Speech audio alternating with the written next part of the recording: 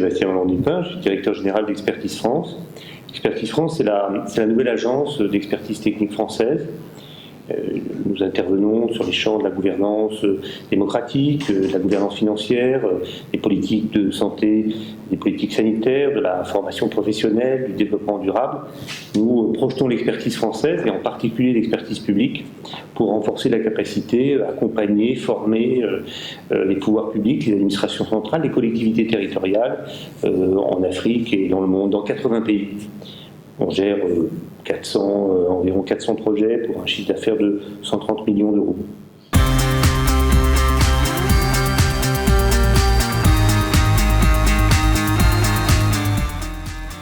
D'abord, le grand dynamisme de la Côte d'Ivoire, c'est vraiment frappant. Il y avait des chefs d'entreprise de Côte d'Ivoire et des chefs d'entreprise français, et les échanges ont montré la croissance formidable de la Côte d'Ivoire, le changement, la renaissance de la Côte d'Ivoire. Je trouve que c'est tout à fait enthousiasmant.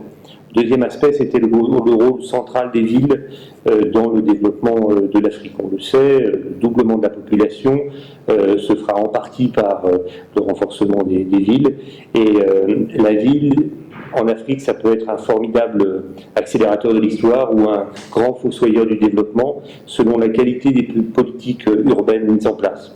Nous, à Expertise France, justement, notre mission, c'est d'essayer d'améliorer, d'accroître la qualité de ces politiques urbaines locales, à la fois par une action au niveau national, mais aussi par l'accompagnement et la formation des élites locales, élus, administrateurs locaux.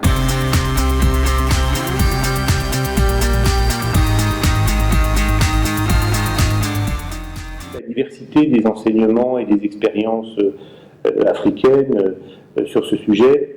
Et on voit bien que quand on prend le sujet par la ville, alors vous avez toute la plotte de toutes les politiques publiques, parce que si vous parlez d'infrastructure, de transport, vous parlez de mode de financement, vous parlez donc de fiscalité, vous parlez donc de décentralisation, de déconcentration, et donc vous avez la palette de l'ensemble des politiques publiques. Et nous, on a constitué cette agence justement pour avoir un modèle intégré de l'ensemble des politiques publiques. Du coup, on est très intéressé, on intervient dans un grand nombre de villes africaines, et donc j'ai pu témoigner à la fois de l'expérience de nos projets sur différents aspects, mais notamment le développement durable.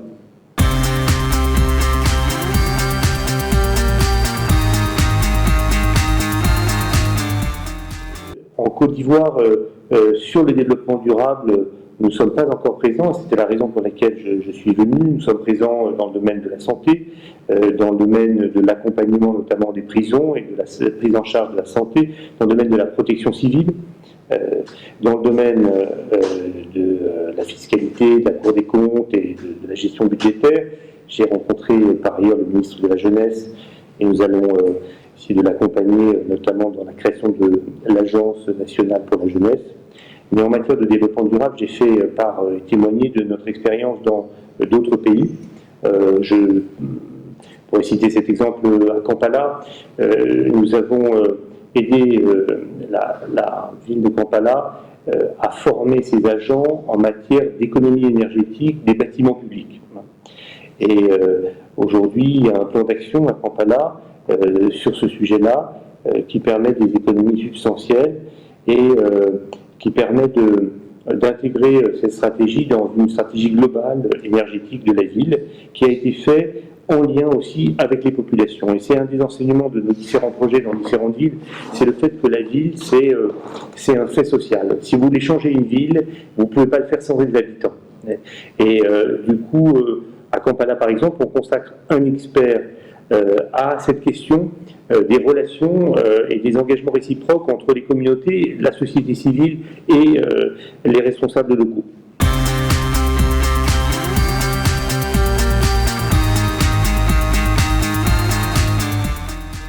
Alors, dans le monde, on est à 350 projets.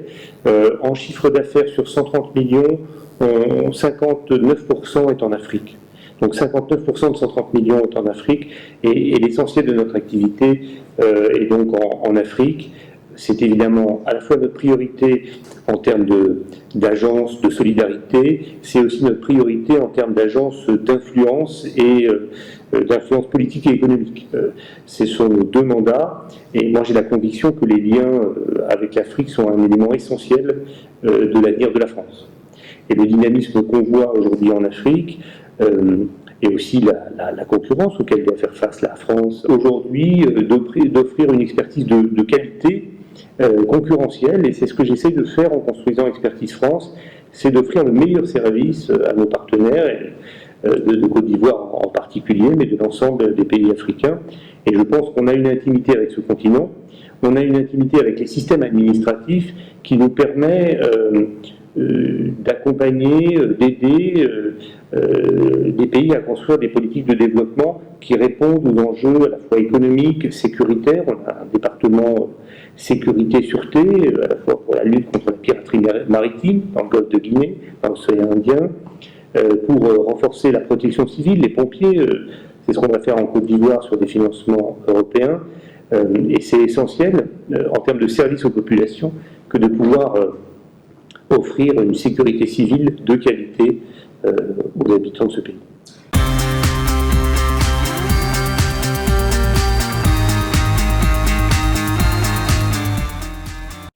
Alors ils sont très nombreux, je pense qu'on a dans les tuyaux une centaine de projets, donc je ne vais pas parler d'une centaine de projets, mais peut-être de certains projets symboliques ou de nos 4 thématiques majeures. La gouvernance démocratique, et en particulier, je prendrai 2 exemples. Le renforcement des institutions parlementaires en Tunisie. Cette semaine, nous ouvrons le jumelage entre le Parlement français et le Parlement tunisien, un Parlement symbolique d'une révolution démocratique. Un deuxième point sur la gouvernance, c'est sans doute les questions migratoires, aider le gouvernement marocain dans à la fois la capitalisation sur sa diaspora en Europe, comment les Marocains d'Europe peuvent contribuer à la croissance et à la création d'entreprises au Maroc, et en même temps comment le ministère de l'immigration et de la diaspora marocain peut contribuer à insérer et à former les immigrés issus de l'Afrique subsaharienne au Maroc. Voilà pour la gouvernance. Pour le développement durable, c'est la suite de la COP21. On a aidé 24 pays d'Afrique à rédiger leurs contributions en vue de l'accord de Paris.